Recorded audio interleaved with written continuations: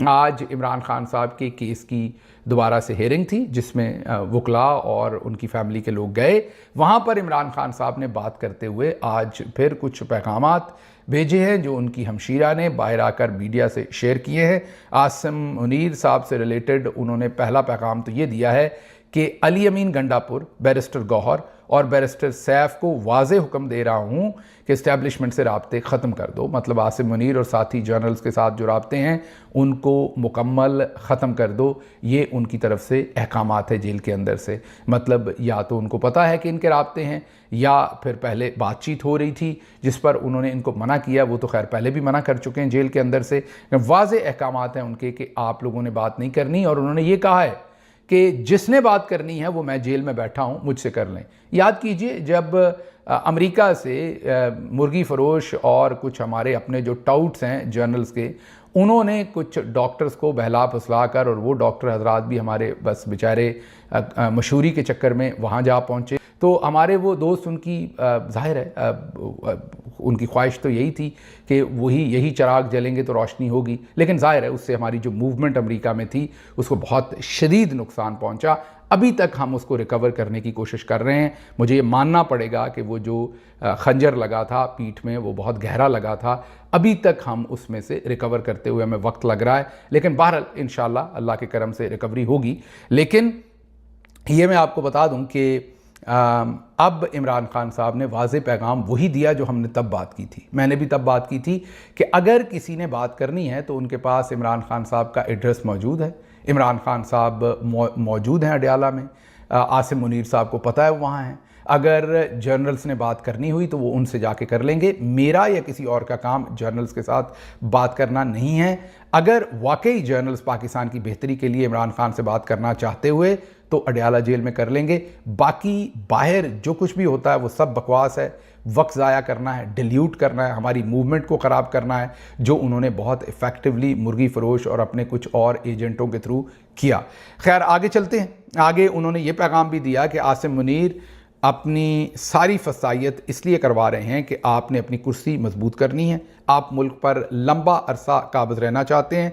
सबसे पहले आपने मेरी इंतखाबात में 2/3 मेजॉरिटी की जीत को शिकस्त में बदला। उसके बाद 26वीं तरमीम लाकर अदलिया को कंट्रोल किया। उसके बाद इमरान खान साहब ने सऊदी अरब का जो मुआहदा था उसके ऊपर ये कहा कि ये बहुत खुशाइंद है और पाकिस्तान के लिए अच्छी बात है कि पाकिस्तान सऊदी अरब की जो हिफाजत में पाकिस्तान को कोई किरदार मिल रहा है। याद कीजिए जिस दिन ये मुआहदा हुआ था मैंने आपको कहा था कि मैं इस पर कोई तबसरा नहीं करूँगा और इमरान खान साहब का इंतज़ार करूँगा कि वो क्या तबसरा करते हैं। और अब आपको समझ आ गई होगी कि मैं उस पर क्यों तबसरा नहीं कर रहा था। मैंने सिर्फ जो दूसरे लोगों के तबसरे थे वो आपके सामने रिपोर्ट कर दिए थे। मैंने अपना कोई तबसरा इसके अंदर शामिल नहीं किया था। अब आपको उसकी वजह समझ आ रही होगी। आगे इमरान खान साहब ने कहा कि 1 अक्टूबर 2021 में यही क्रिकेट टीम थी जो कॉन्फिडेंट थी, मजबूत थी।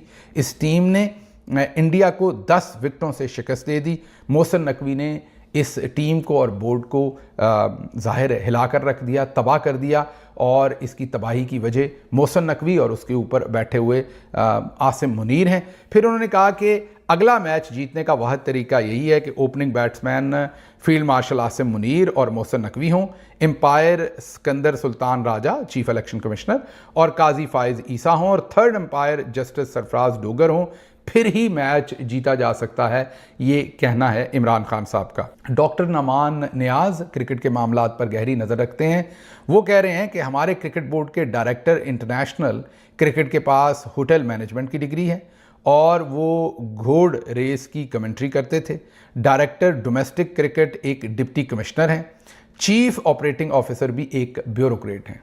अब ये वो पोजीशंस हैं जिनसे जाहिर है आपकी क्रिकेट ने परफॉर्म करना है। इन पोजीशंस पर किसी डिप्टी कमिश्नर, क्योंकि तनख्वाहें ज़्यादा है ना, अब आप सोच रहे होंगे क्यों लगाए हुए हैं, क्योंकि तनख्वाहें वहाँ मिलियंस के अंदर हैं, क्योंकि क्रिकेट बोर्ड बहुत माली तौर पर बहुत तगड़ा इदारा है।